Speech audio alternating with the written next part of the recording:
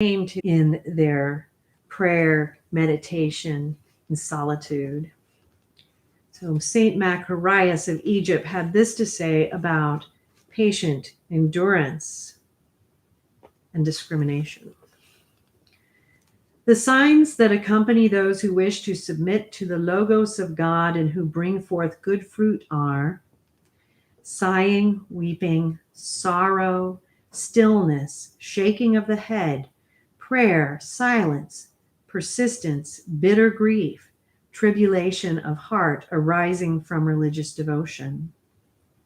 In addition, their actions manifest vigilance, fasting, self-control, gentleness, forbearance, unceasing prayer, study of the divine scriptures, faith, humility, brotherly affection, submission, rigorous toil, hardship, love, kindliness, courtesy, and the sum of all, light, which is the Lord.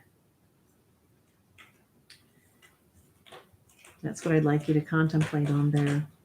The signs that accompanies those who are not producing the fruit of life are listlessness, daydreaming, curiosity, lack of attention, grumbling, instability, and in their actions they manifest gluttony, anger, wrath, backbiting, conceit, untimely talk, unbelief, disorderliness, forgetfulness, unrest, sordid greed, avarice, envy, factiousness, contempt, garrulity, senseless laughter, willfulness, and the sum of all, darkness, which is Satan.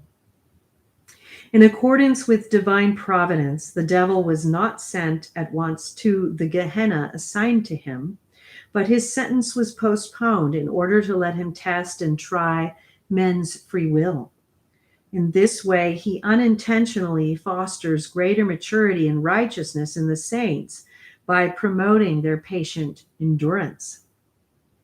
And so is the cause of their greater glory. And at the same time, through his malevolence and his scheming against the saints, he justifies more fully his own punishment. In this way, too, sin becomes more utterly sinful, as St. Paul puts it in Romans 7:13. By deceiving Adam and in this way gaining mastery over him, the devil deprived him of his authority and proclaimed himself Lord of the world. For in the beginning, God appointed man to be the Lord of this world and the master of visible things. That comes from Genesis 1:26. On this account, fire had no power over him. Water did not drown him. No animal injured him. Poisonous snakes had no effect on him.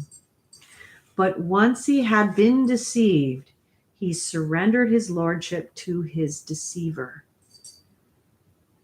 And how do we do that in our daily lives, don't we? We surrender our lordship to our deceivers in so many ways in our lives.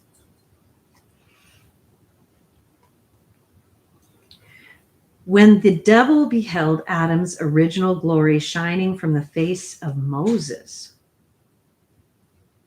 he was cut to the quick, since he saw in this sign a sign of the coming destruction of his own kingdom. St. Paul's words, death held sway from Adam to Moses, even over those who had not sinned. Romans 5:14 may be taken to refer to this. In my opinion, the glorified face of Moses preserved the type and example of the first man created by the hands of God. It is for this reason that when death, that is to say, the devil, who is the cause of death, saw it, he then guessed that his kingdom would fall, as in fact happened with the advent of the Lord. Genuine Christians are therefore encompassed by this glory, even in this present life. And inwardly they have annulled death, that is to say, the shameful passions, which cannot operate within them, since the glory of the Holy Spirit shines fully and consciously in their souls. In the resurrection, moreover, death is totally abolished. The Lord of this world, refers to Satan, is a rod of chastisement and a scourge to beginners in the spiritual life. Yet, as has been said, he brings them great glory and added honor because of the afflictions and trials they endure. In this way, he helps them to attain the state of perfection, while he prepares even greater and harsher punishments for himself. In short, something most beneficial is brought about through him. As it has been said, evil, while intending what is not good, contributes to the good. For in souls whose intention is sound, even that which appears harmful results in something good. As St. Paul says, and this is what I want you to contemplate here with St. Makarios of Egypt on patient endurance and discrimination. All things work together for good to them that love God. That's from Romans 8:28. We'll see you next time on Tales of the Mendicant Preachers.